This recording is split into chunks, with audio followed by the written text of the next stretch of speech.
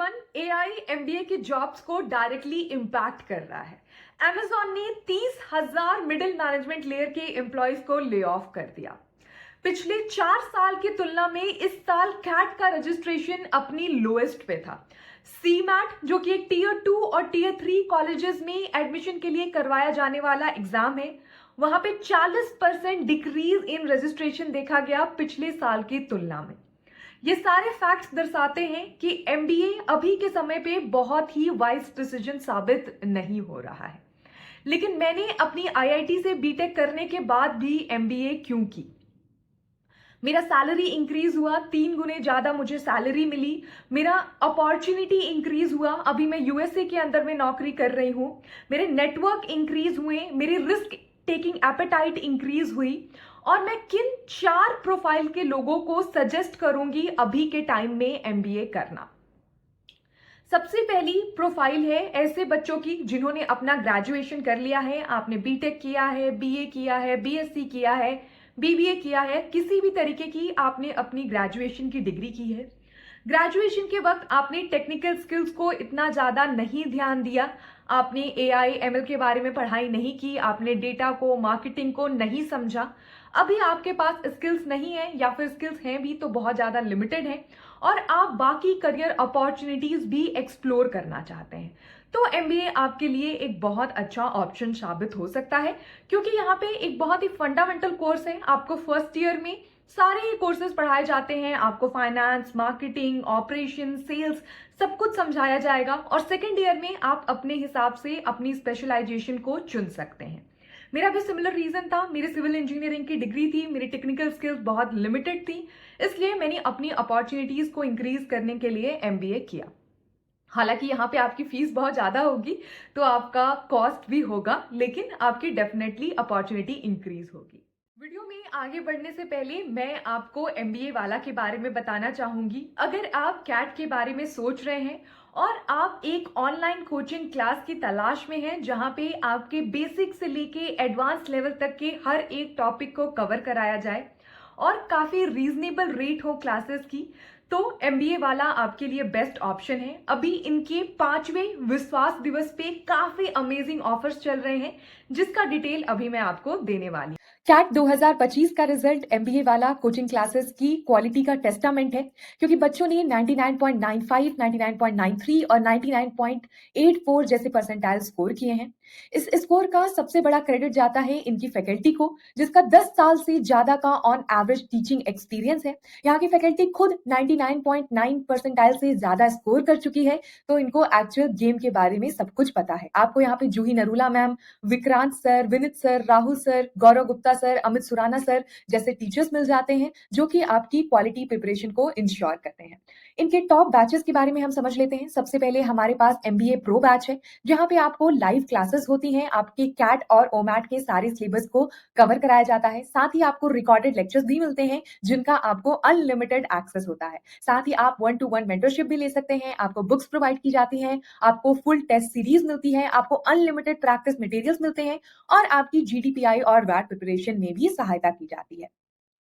हमारा जो दूसरा बैच है वो है एमबीए इंफिनिटी प्रो बैच, जहां पे आपको प्रो बैच के सारे फीचर्स तो मिलते ही हैं, उसके साथ आपको टेस्ट पास मिलता है, एमबीए खजाना मिलता है, जहां से आप अपनी प्रैक्टिस को और भी अच्छा कर सकते हैं। और साथ ही 200 से भी ज्यादा शहरों में एमबीए वाला ने मॉक टेस्ट सीरीज लॉन्च की है, जो कि आप ऑफलाइन जाके दे सकते हैं, तो बिल्कुल आपको कैट एग्जाम के जैसा एक्सपीरियंस होने वाला है। साथ ही आपको डेडिकेटेड 1-to-1 एलुमनाई मेंटरशिप मिलती है। जो बच्चे खुद इन टॉप आईएम्स में पढ़ रहे हैं, उनके साथ आप महीने के 5 सेशंस कर सकते हैं, जो कि आपके लिए एक बहुत ही अच्छा फीचर है। इसके साथ साथ नया एक बैच लॉन्च हुआ है, एमबीए इलाइट बैच, जिसको कि आप चेकआउट कर सकते हैं।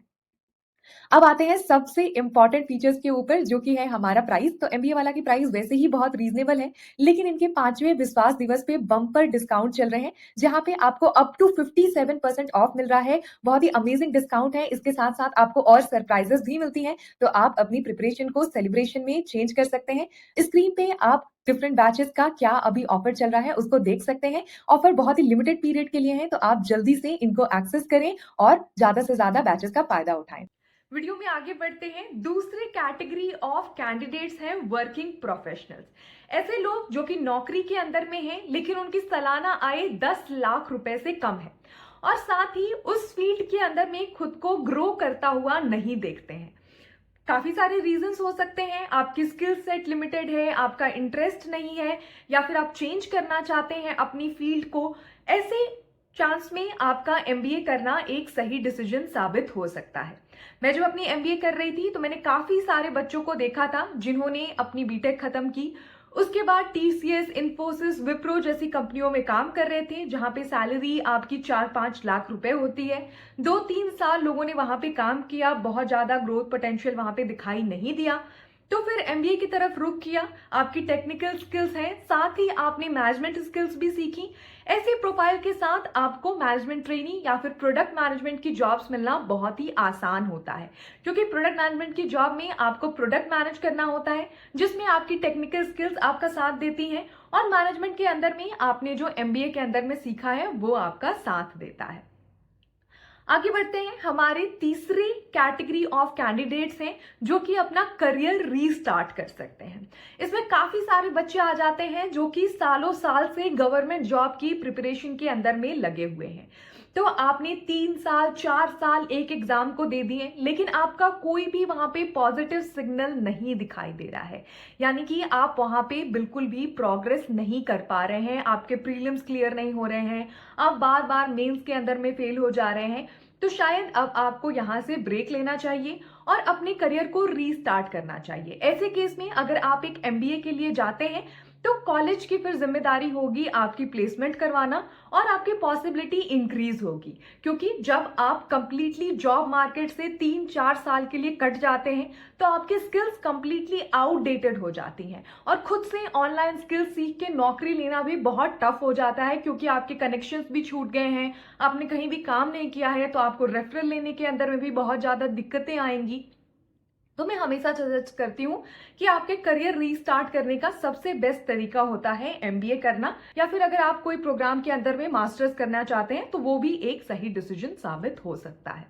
हमारे चौथे कैटेगरी ऑफ कैंडिडेट हैं ऐसे बच्चे जिनको मैनेजमेंट के अंदर में जेन्युइन इंटरेस्ट है, इनको फाइनेंस के अंदर में, अकाउंटिंग के अंदर में, मार्केटिंग के अंदर में, सेल्स के अंदर में इंटरेस्ट है, उस फील्ड के अंदर में अपना करियर बनाना है।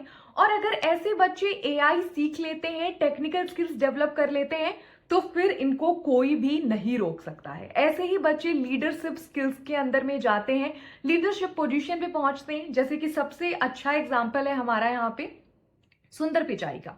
अभी गूगल के जो सीईओ हैं उन्होंने अपनी मेटलर्जिकल इंजीनियरिंग में अपनी बीटेक की हुई है, लेकिन उनके पास अच्छी टेक्निकल स्किल्स थी। आईआईटी के अंदर में उन्होंने अच्छी टेक्निकल स्किल्स डेवलप की, फिर उन्होंने अब्रॉड जाके अपनी एमबीए की और उसके बाद से गूगल में उन्होंने दोनों ही चीजों को कंबाइन करके इतना ग्रो किया कि आज सबसे हाईएस्ट पेइंग एम्प्लॉयज के अंदर में उनका नाम आता है। साथ ही अगर हम काफी सारे जॉब प्रोफाइल्स की बात करें जैसे कि consulting, product management, program management, तो ऐसी जॉब प्रोफाइल्स अभी भी प्री रिक्विजिट के अंदर में आपकी एमबीए की डिग्री को रखती हैं। यानी कि अगर आप एक मैकेंजी, बीसीजी, बेन के अंदर में कंसल्टेंट बनना चाहते हैं तो आपको मस्ट हैव है एक एमबीए की डिग्री टॉप एमबीए कॉलेज से। तो अगर आप इन चारों कैटेगरी के अंदर में फॉल करते हैं तो आपको डेफिनेटली एमबीए के बारे में सोचना चाहिए। अगर आप इसमें फॉल नहीं करते हैं तो मैं सजेस्ट करूंगी कि अभी आप थोड़े टाइम इंतजार करें। अभी आप एआई का कैसे चेंज हो रहा है, कैसे ट्रांजिशन हो रहा है, कैसे वर्ल्ड उसको एक्सेप्ट कर रहा है, इसका थोड़ा इंतजार करें और उस हिसाब से अपने डिसीजन को लें। That's pretty much about it. Hope it was helpful. Thank you.